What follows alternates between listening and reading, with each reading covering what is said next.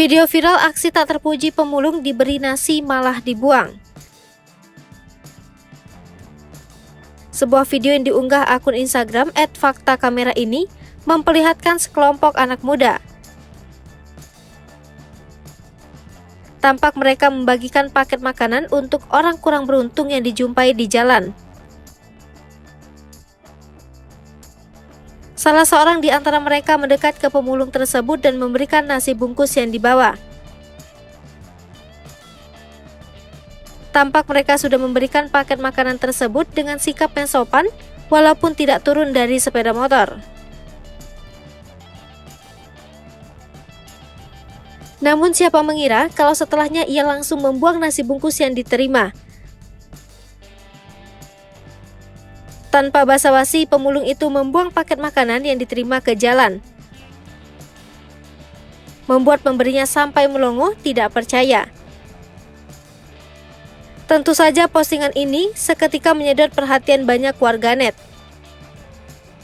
Lantaran si pemulung yang dianggap sangat tidak menghargai pemberian orang.